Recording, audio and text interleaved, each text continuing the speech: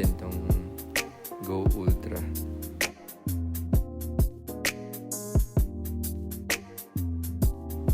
So 4K camera siya, waterproof din.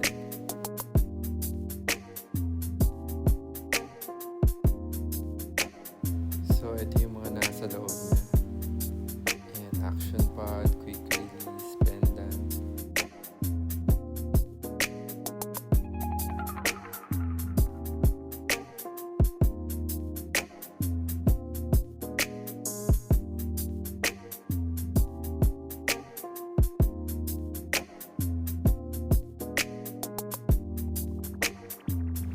Ayan na siya, ang liit lang.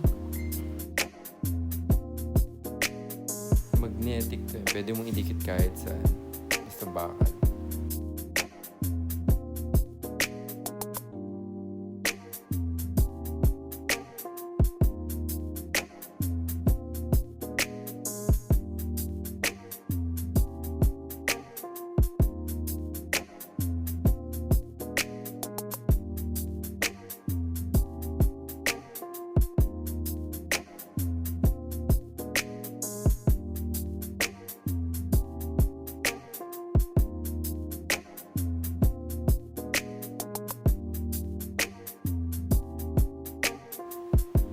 Pendant niya.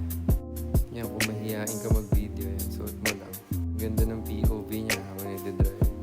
Pag naglalakad naman, hindi siya nakakahilo. Yan. Okay din siya sa gabi. Ganda nung video niya sa gabi. Okay din siya ipasuot sa anak mo. Tapos gawin, paglaruin mo lang. Kakaiba yung POV niya.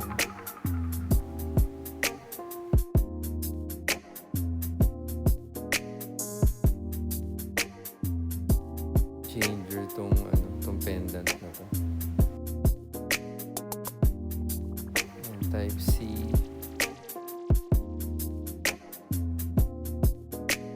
Ito yung quick release na strap.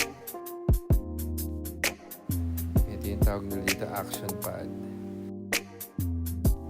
Itong magnetic clip na to, pwede mo itong i-clip sa cap mo. Okay din na POV yan.